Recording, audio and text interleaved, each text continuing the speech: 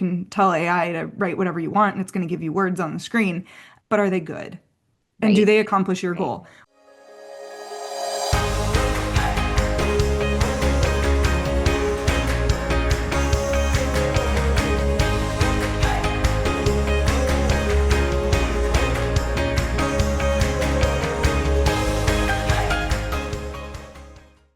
Hey, hey, hey, everyone. Welcome back to the podcast. I am so excited you are here because I've brought a incredible guest to come hang out with us today. I have Sam Burmeister with Nomad Copy joining us. How are you, Sam? Hi, I'm so good now that we're here talking. Yes, me too, me too. We're going to just jump right into it. We're going to do some fun rapid fire. Then we're going to talk a little bit about copy and sales psychology, all kinds of things. It's going to be a great conversation. But just for fun, tell me, what is your favorite book that you've read lately? And I read that you really read 50 books a year. Is that true? I do actually. I updated my journal. I keep it in my journal. I have one journal a year, and at the beginning, I leave space for my books. And I just Yeah. updated it. I'm at 64 for the year as Oh, of doing yeah, this. that I is just amazing. finished last night Vera Wong's Advice for Murderers, and it is so funny. It's like a parody of true crime, and it's such a deviation from what I usually read. So if you're a true crime fan but need a palate cleanser, Vera Wong's Advice for Murderers was hilarious, and Oh I my read it gosh, in like that's so 2 days. good. I love it. Yeah. Okay, perfect, perfect. Coolest place that you've worked from, or maybe not worked and traveled to. We'll like leave that open to you to decide. Sure, sure. So, yeah, as a nomad, I've been to 79 countries. I would say this year, the coolest place I've worked from was a rooftop in Buenos Aires. It was just like the loveliest little spot, and it made me so happy. I went there like every day. Oh my gosh, I love Yeah. this. I love this. I just want to like tag along. So fun.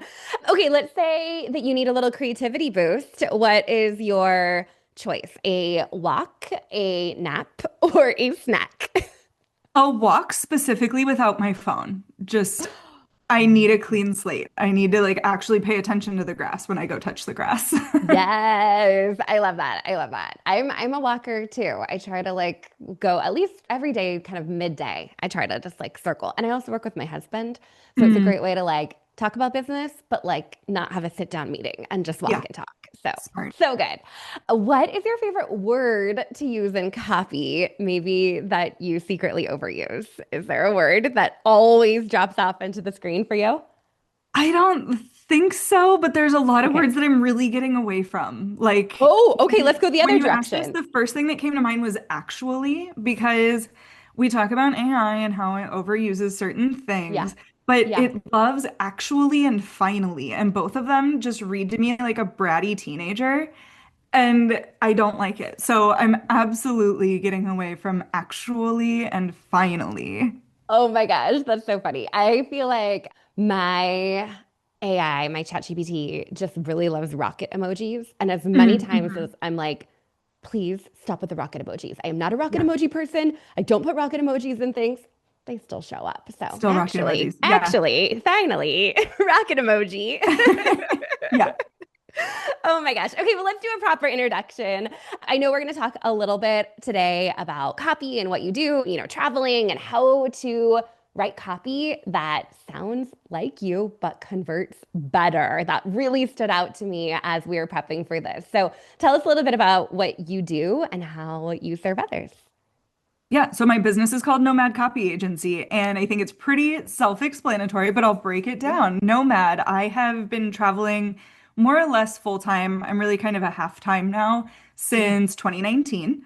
So very much a nomad. As I mentioned, I've been to 79 countries and a copy agency. So I write copy that sounds like you, but converts better. I have a background in sales, and that is what copy is. That's the distinction between copy and other written content, is it's designed for conversions. So I help people make massive amounts of money on the internet is the Oh goal. my God. I support that. Massive amounts of money on the internet. So good. So good. And how did you get into this? I always think everyone's entrepreneurial story is kind of fun. So how did you land on copy out of Yeah. all the So things you could be doing? of all the things, so I'm one of them that kind of fell into it, Uh-huh. but not necessarily fell off the VA job tree either. So my background is in sales. And again, I Right. believe firmly that copywriters should have sales experience because that is what copy is. I had a sales career. I was in sales leadership for a short amount of time. I was a top performer on many of my teams that I was on. I've been through the sales training. Like I know Yeah. the psychology of sales. But I was over it. I didn't want to have to go into an office. My company moved me from Rhode Island to Florida to Dallas, Texas. And I hated the commute. I wanted out. I wanted to go remote. They said no. So I saved my money and said, okay, bye. At the time, I had a travel blog. And I was Okay, teaching working okay. women how to maximize their PTO. Uh-huh. So when I quit my job, I spent some time hanging out, coming back to myself. And I then reached out to several people in my network who I considered mentors and said, hey, I'm a free agent now. I'm just looking to extend my runway before I have to go find another job. I would like to stay remote. What do you have for me? And every person, and then mind you, this was mid 2019, Yeah. asked me to write something for them because they knew me from my side gig as a travel blogger. 2020 came along, the travel industry tanked. So the dream of getting that off the ground really went with it. And also, I lost my steam for travel blogging, but people kept asking me to write their websites. And I started Okay. looking into it and doing some trainings, and I was like, oh, I'm a copywriter now. Like, this is what I Yeah. do. And 2020 had its ups and downs, but one of the ups for me was that a lot of people were going online with their businesses, and I helped them do that. And 2020 really catapulted me into where I am today.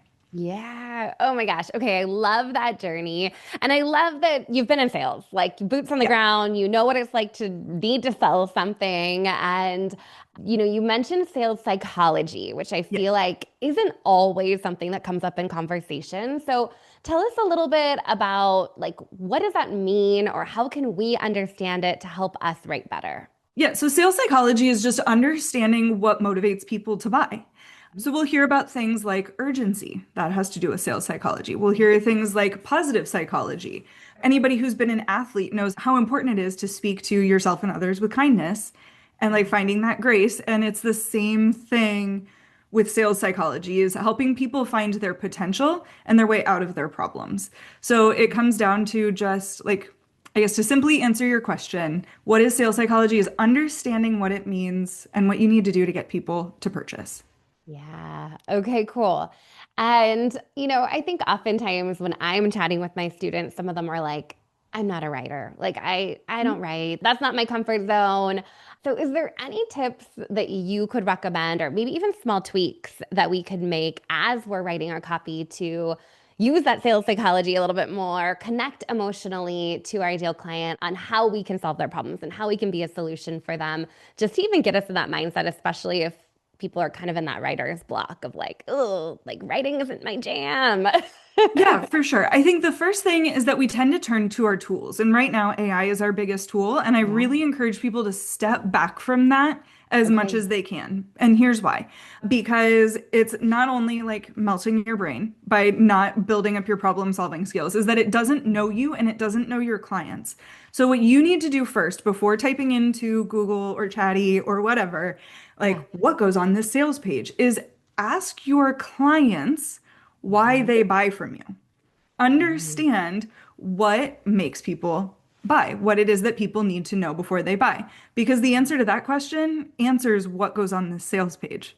I love that. So often we go to Chatty or a template or something and it tells us, this is everything you need on your sales page. And that's fine. And it's a good starting point. We all need those building blocks, but the one thing that you need to do is understand what your people need to know and then cut away the rest. If they need to know who you are and what your authority is in this space, then that needs to go on the page. If that's not important to your people, then it doesn't go on the page. But every template is going to tell you that it needs to go on the page. So just taking that Mhm. step back and asking yourself, what is my purpose in writing this? Mhm. And then sit down and write it versus, we're told we need to nurture our emails or our email list. So we sit down and we're like, what goes on in nurture email? The only person who can tell you that is the people who are reading it. Yeah. Well, let's dive into that deeper because I love that approach. Like, let's just ask the people. Like, what do they need from us? What do they want for us? Do you have any recommendations on the best way to capture that? Is it Mhm. doing one-on-one interviews, Is it sending out a survey? Like, tell us a little bit about if you're working with a client and they're like, "Hey, Sam, I need you to write this page," right? Mhm. How are you working with them to really understand their clients better? Yeah. So if we have no data, if we've just been selling and just like thanking them and moving on. Then, yes, doing a big survey, asking your favorite clients, your best clients, your highest paying clients, however you want to look at it, asking them and doing some interviews is a good jumping off point. But what I would encourage people to do before this becomes a problem is insert one question surveys throughout your client journey. So you can have a pop-up on your website, or if you have a freebie on your website saying like, one of mine is you put in your name, your email address, and you click a button, where are you at in business? And it's I'm new Yeah. and getting started, I'm established and growing, I'm somewhere in between. So I now understand how they self-identify. When somebody buys something, you can ask them a one question survey.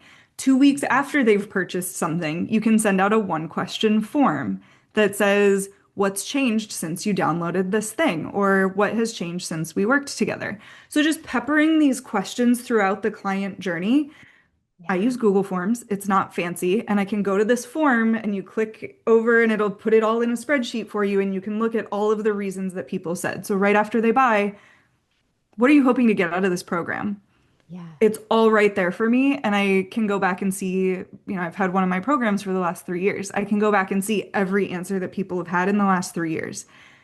And that gives me those answers. So I don't have to go back and survey my audience in a huge way because Mhm. I've been getting answers from them and from people who Mhm. actually pay me money throughout Right. the journey, not just people who are bored and checking their email and want to fill out a survey. Yes. Okay, a couple things that stand out to me there. One, I went to your website last night as I was prepping for this, and I was like, oh, that was smart. She just asked me a question of where I'm at in business. Then it took me another page and it asked me another question. I was like, ooh. And then I unlocked a Hmm. discount where I was like, oh, okay, I see this. And it's interesting because I feel like for a long time I had been coached like just get their name and email, make it quick, easy, get what you need from the people. And just in the last couple of months, we noticed for Oh My High, our other business, that we weren't bringing in the right people. We were bringing in people that already had a website and loved a website and did not need a website from us. So we started asking those qualifying questions on our lead capture forms. So we really knew like who are we bringing in and how do we target those people? So I love that you're doing that and you're practicing that and you're coaching your clients to do the same because I think we forget it's okay to ask questions and that's going to help inform Yeah. us as we know how to talk to that person and how to better understand what they have going on or what challenges they're facing. So love, love, love that so much. And then I want to talk about the AI stuff too. We have to come back to AI because Sure. you're a copywriter and I know like AI is here. Some copywriters really like leaning into it. Others are more like you got to just turn it off and use your brain. And I'd Mhm. love to hear your point of view on it because I see it on both sides. Like I'm there the same way. Like sometimes I get something out of ChatGPT and I'm like, this isn't what my people want to hear. This is like fully not accurate. Or I've seen from my students them using ChatGPT and me reading something thinking, okay, like, okay, guys, Yeah. let's take, like you said, take a step back. But it's such an incredible tool out there. So tell us kind of where you sit in AI for copy. Yeah. So the first thing too is that you have to understand what is good. Because if you read something from AI and you're like, oh my gosh, this is so fun to read, Yeah. but you have to understand what is the journey that it's taking you on. So what AI tends to do is it will give you this like sine wave, an up and down of a client journey where it's like, you're Mhm. going to be amazing without the overwhelm. And then you're going to get this thing done. No fluff, no whatever. Like, you're Yeah. not this, you're this. And it just takes you on this like cyclical journey that doesn't actually allow our brains to adapt. The other thing is that our brains do not comprehend negatives. So Mm. it's creating these mental gymnastics for your readers. So to understand what is good copy is to then be able to use this as a tool. It's the same thing. My grandfather was a primary school teacher until the Yeah. 90s. And so he taught like elementary math. And he was like, oh, you need to know how to do your multiplication tables, rah, rah, rah. And it's like, we're always going to have a calculator on hand, right? Like, that was a reality for my generation that wasn't a reality for his generation. But you Yeah. still had to understand what to plug into the calculator to get the right results. Okay. Yeah. Same thing with AI. AI is a tool, but if you're plugging in garbage and you're saying, like, write me a punchy nurture email from a copywriter that's about writing really good sales pages, it's probably going to take you on this really confusing journey that when you read it, you'll think, oh, there's so many good points in here, but you won't see the flow, that like connective tissue Yeah. that makes something good. So it's important to understand what you want from it, to understand what is good, so that you're not making people, you might be telling them a story, but it might not go anywhere, is the Yeah. problem. So to understand how to prompt I think, is the first step. Mhm. Same thing as you have to understand how to put in numbers into a calculator to do a division or long division or something, Yeah. right? Like Yeah. it's the same thing. So you can punch a bunch of stuff. You can hand a calculator to a toddler and it'll get numbers to show up on the screen. Same thing. You can tell AI to write whatever you want and it's going to give you words on the screen. But are they good? And do Right. they accomplish your Right. goal? Which just comes back to my first point of you have to understand what you want. Yeah, yeah. I think that's such a good point. I feel like AI first kind of became more of a thing. It was like, oh my gosh, this is magic. Look at this. Look at this. Like Mhm. every time you type something in, you're like, oh my gosh. And then I think you're right that there's not context Yes. to whatever it's outputting. So even for me, sometimes I'm like, well, wait, no, that doesn't make sense because they're already here. They don't have that information yet, or they don't know that yet. I've been doing a lot more inputting into ChatGPT than Hmm. outputting at this point, where I literally just turn on my voice recorder and I start talking to it when I'm doing Yeah. other things because I'm like, I don't Hmm. want to lose that thought or that idea or that paragraph that I want to work into that next sales emails. I've been dropping a lot there and then referring back to it. So it's been more of a depository for me than even like pulling out exactly. And even if it is pulling something out, one thing that I've coached my students on and I've been doing myself is even if I do feel like some of the copy is decent, I'm forcing myself to retype it into Mm-hmm. my email or Yeah. onto my webpage or it's not a copy paste, just having to like go through that process of reading it and rewriting Yes. it makes you realize like, oh, that sounds weird, or oh, I would never say that, or oh, my clients won't know what that means. And so Hmm. it's like an extra step. We have this great tool, but we have, like you said, you have to know how to use it. Right. Yeah, exactly. And I think that's a great point that like as you're writing it, you realize it doesn't make much sense. And I do that too. So I do not use AI in my client work, but I will use it Yeah. for myself in my own business. And AI is more than just language learning models. There's so many AI tools out there. And Yeah. one of the first people who achieved, I believe it was a PhD in AI was back in the 80s. Like it's not a Wow. new thing. It's just this form of it, especially for those of us creating content in business, is it's super new. So Yeah. when I use it, I have it transcribe my podcasts and then give me back a blog. I then Yeah. move from one of my AI tools to another and have it give me back a blog post. And I was reading one of my blog posts the other day and I was like, I cannot believe I published this. Like, this was such garbage. This doesn't sound like me. There's no personality in this, whatever. It was a week where done was better than perfect, and I was glad to get something out. Yeah. But I We've all think been there's also there. no shame in going back. Like you said, like just rewrite it, re-edit it. Yeah. But Yeah. at some point for myself, I have to ask myself, like, am I spending more time using AI tools than I would if I just sat down and listened to my own podcast while writing a blog post? Would Yeah. that just be a more efficient use Oh, of my I think we've all been there where we end up in a loop where we're like, Mhm. that's not what I told you to do. And then it spits something else out. And you're like, no, that's not it. And then you're like fighting with it. You're like, okay, Yeah. but I'm gonna have to turn this off Yeah. and use my real brain and go do it. 100%. Yeah. Yeah. So again, it's like using the tools for what they're there to be used Yeah. for. And are you actually increasing the quality of the Yeah. output? And Yeah. the quality of the output often shows in how people connect with it and who pays you.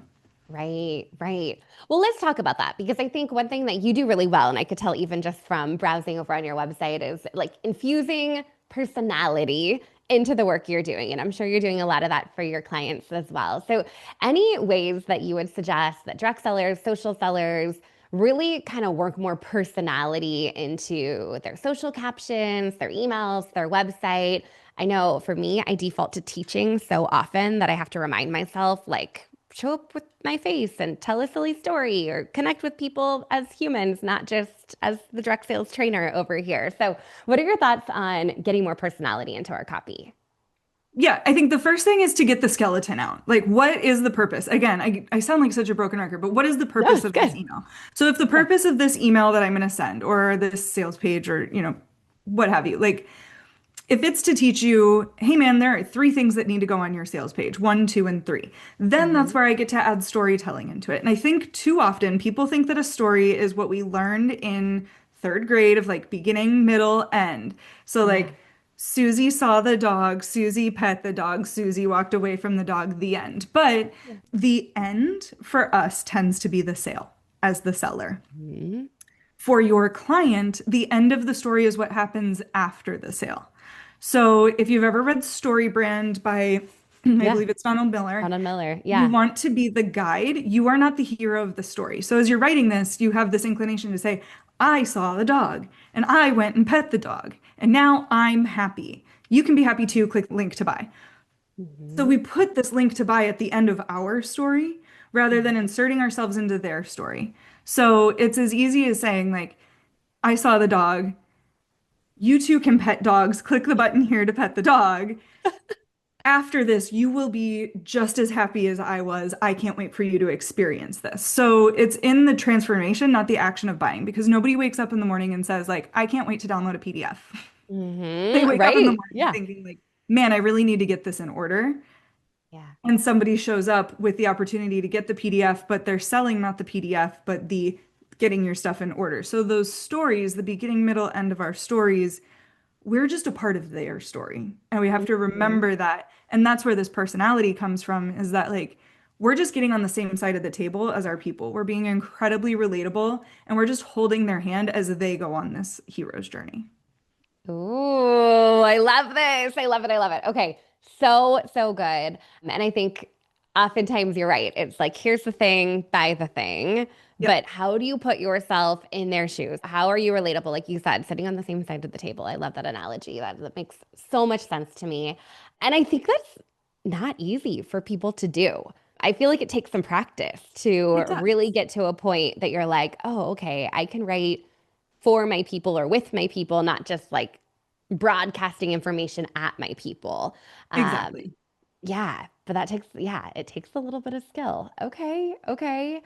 And with that personality piece, anything that you would suggest on the email marketing side? Because I think that that's also an area that many direct sellers are stepping into, which used to be a little bit more resistant, like, I'm not going to do email marketing, my company will handle that for me, or Mhm, people aren't even mhm. checking emails. But as we're thinking about emails, what are the ones that people, really want to open and click on and reply, or better yet, buy from? Anything that you're seeing in the email marketing world that we really should be taking note on?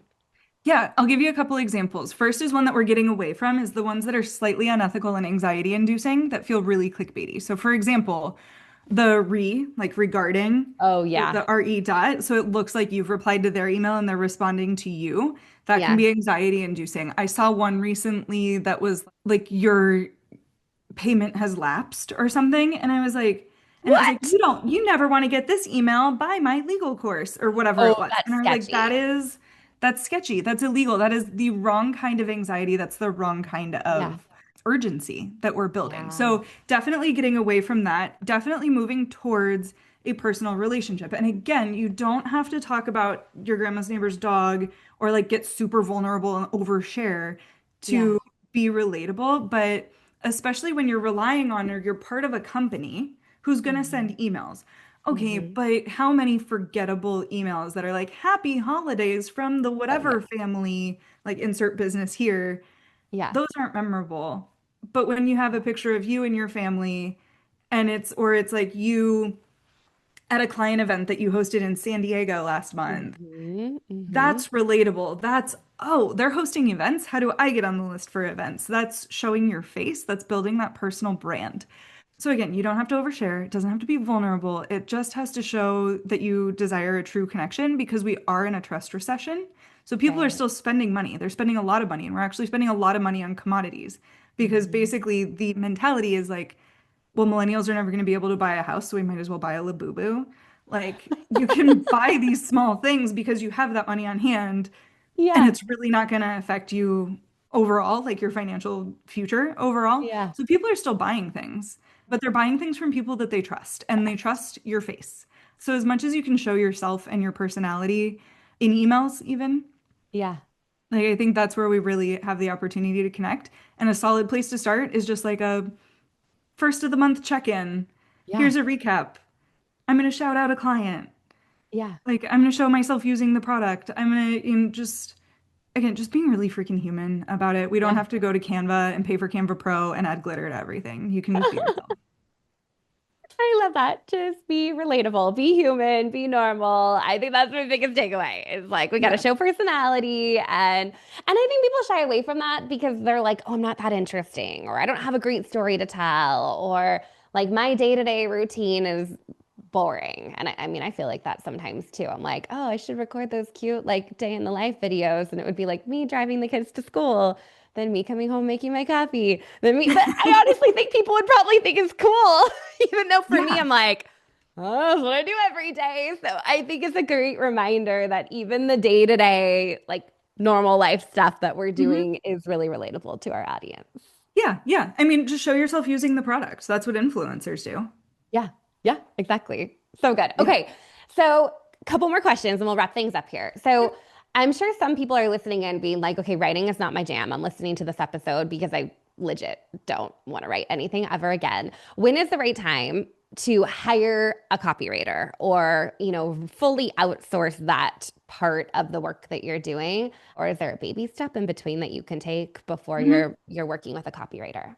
Yeah. Yeah. So this is a big question because some copywriters are going to tell you as soon as you can afford it, you should. I disagree. My personal opinion is that you should hire a copywriter when you have proof of concept and you know that people want to buy from you already, but your Mhm. numbers aren't quite where you want them to be. So you've Okay. made some money. You have proof that people want to buy the thing because Yeah. too often people will come to me and I will turn them away and they'll say, "This is the business that I want to start." Yeah. I'm like, Yeah. honey, like We gotta be a that's little further not along. Yeah. yeah, like I had a product that I shouldn't share about, but he came to me a couple months ago. It's a fine product. His Yeah. intellectual property, I'm going to respect it by not saying it, but it was a small physical product. And he came to Hmm. me and he was like, "Isn't this great? This is my prototype. I want to create a website." And I was like, "But nobody has bought this thing yet. So we Yeah. don't know if you're selling into, it was specifically like the water sports market. We don't know that the water sports people want to buy this yet. We just don't have that. You need to get this in front of people. You need to get feedback. You need to like make sure the price point is right. Like there's some Yeah. steps to take that I'm not going to take thousands of your dollars to go write a website for you. Like you need to put thousands of dollars into research and development is really what that comes down. Yeah. So Yeah. that's my opinion on when you Yeah. should hire a copywriter is when you have sold. A lot of people come to me and they say, "I know this thing is great. People love it, but my conversion rates are garbage. I need help Yeah. with Like, emails. how I do we need help with the optimize? sales page." Yeah. How do we optimize it? People are clicking on the ads but not buying the thing is another common thing that Hmm. I hear. So that for me would be the right time to hire a copywriter. You asked about baby steps. You can work with a copywriter in a done with you capacity. I have this offer. It's called Copy on Demand, and people are welcome to Okay. look at it. We'll make sure the link's in the show notes. But what Yeah. that is people are writing their own copy, but getting feedback from a copywriter on it. Another Oh, option for okay. people would be to use templates and, Yeah. other like really super low cost like templates for sales pages are typically between 50 and a couple $100. If Yeah. that's what I would encourage people to do there is make sure it's not just a sales page template, but very specific for what you're doing. And a lot of times if you're selling on behalf of a larger company, they will have those resources. So save your dollars and go use the resources that are Yeah. available to you as well. Yeah. They've probably already tested their copy. So go borrow it and add Yeah. your own Yeah. personality to it. Yeah. Yeah. That's where you get to add a little glitter. I love it. I love it. Okay, so tell me, you have a freebie for us, the I opt-in do. copy bot. So tell us about that and how it works and where we can grab it. Yeah, it's so good. So if you're building your email list, you need an opt-in or a Yeah. freebie or whatever you're calling it. I created a bot that will write that page for you. You plug in the information, tell you what it's about. The bot will spit out a two scroll long, which is all you need for a freebie. You do not need a whole Yeah. sales page for a freebie. It will Mm-hmm. spit out your copy for the first two sections of that page. I built it understanding some sales psychology. So, Yeah. some of the principles that I talked about today, and it's designed to help you get people into your top of funnel. I love it. Oh, so good, Sam. Amazing. Okay, we will link to that in the show notes. Meanwhile, where can we connect with you? Where can we follow you and find you on your next adventure, next book that you're reading, or wine that you're drinking? All the things. Where's the best place to connect? Yeah, best place to connect is either LinkedIn, Instagram, or my website. My website's nomadcopyagency.com. My Okay. Instagram is at nomad.copy. And on LinkedIn, I'm Samantha Burmeister, and I know that's not easy to spell, so we'll throw that in the show notes. We'll throw that in the show notes. Amazing. Well, thank you so much for spending part of your day here with us. This has been incredible.